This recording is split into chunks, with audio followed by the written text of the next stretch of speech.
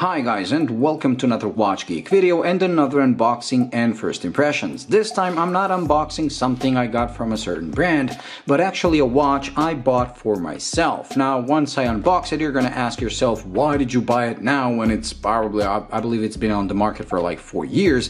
Well, the prices have kind of dropped and I got this slightly used in very good condition for a very good price.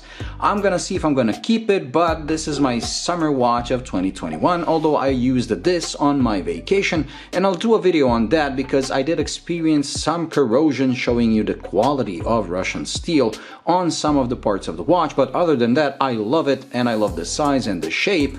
But let's see what this is, and can it replace my trusty Amphibia? Since you make fun of my knives, this time I'm gonna open it with something very special. As you can see, the biggest kitchen knife I could find. Hopefully I won't cut my hands, or maybe I will, especially when you're doing it like this towards myself. Okay. Yes. You guys keep commenting for me to get a proper knife and not use this, which is why I really like using these, as they're kind of funny to me. Okay, so we opened the big box. Oh, it's been glued here as well. There we go. Now this is some proper packaging. Toilet paper rolls. And inside a big box that's been wrapped pretty carefully by the sender. And as you can see, it's a Seiko. Now is your chance to guess in the comments which Seiko I got. Okay, let's get this and this out of the way. It's really been properly packed. And here is the box. It's kind of this leatherette material. So are you ready for me to open the box? Let me remove this knife before I really cut myself. So here it goes. Ta-da! And it's a Paddy edition, or Paddy edition. We have the warranty, the instructions, we even have some kind of a crystal guard protector, and here's the watch itself. So yes, I finally got the turtle, a Seiko turtle and a Paddy edition. Pretty cool watch. I was always afraid of the size, not the case. The case is okay at about 46 or 48 lug to lug, but these T-shaped end links extended to almost 52, but they do point downwards, so we're gonna see how it looks on my wrist. So let's remove the box. As you can see, it's a full set with the tags and everything, and like I said, I got it for a pretty good price, so I'm pretty happy. Let's turn it like this. No, it goes like this.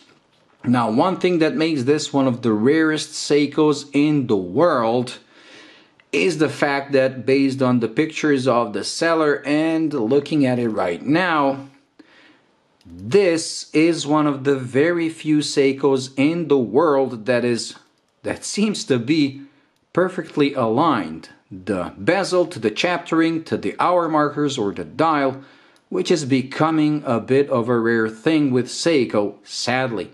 But this one is really perfectly aligned, which makes me very happy. Look at this classic case. Now, as usual, I will be doing a full review after I spend some time with macro shots and everything. But so far, I'm really liking this timeless shape. I mean, what's not to like? It's kind of similar to the Amphibia, but Amphibia has its own thing going, while the Turtle has its own thing going. Okay, so let's try the crown. Whoa, it's pretty stuck. It's very, very tight. The winding is very smooth. It comes with a 4R36, so 21,600 BPH, but I mean, everyone knows about the Turtle. It comes with hacking, hand winding. Pretty cool. Very smooth winding.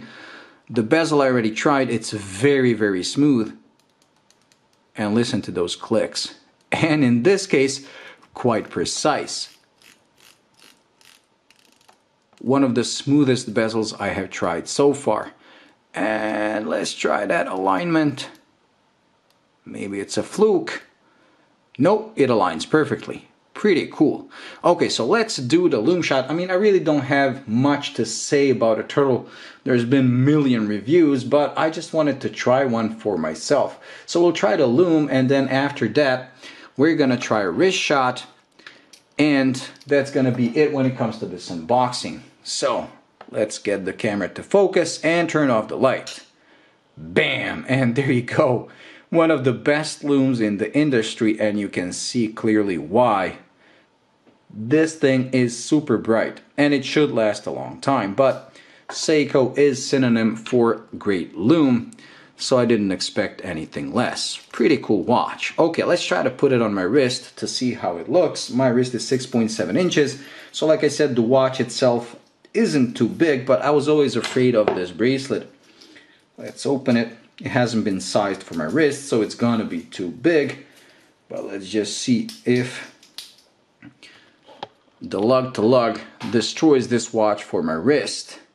And it doesn't. It is a bit on the big side, but as you can see, the T-shaped end links are actually pointing downwards, so they look pretty cool and pretty okay. They're not pointing like this, like on a Speedmaster, but downwards, so it actually follows the contour of my wrist, and I think this is gonna be okay.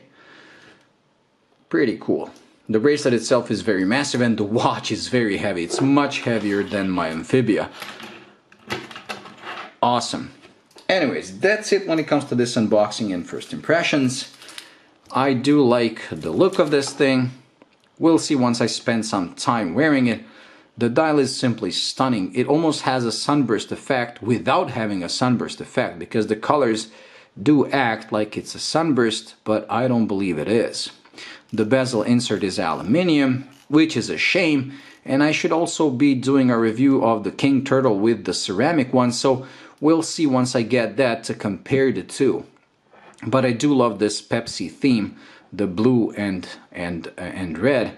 It really looks unique. The one thing that I never liked about the SKX Xander Turtle is the length of the minute hand. Look at it. It's just shy of reaching these markers. I wish they made them a bit longer.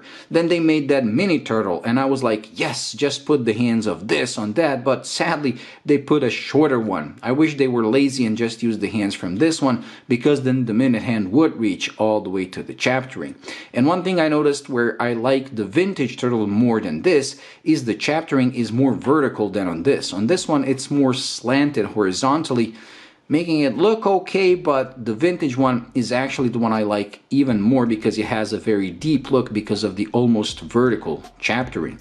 At least that's what I get from the pictures. Pretty cool. I love the markers. I love everything about this watch. Like I said, my only complaint, this short minute hand. Well, that's it. So thank you for watching. I hope you enjoyed and found it useful. Stay tuned for the full review with macro shots, and I'll see you in the next one.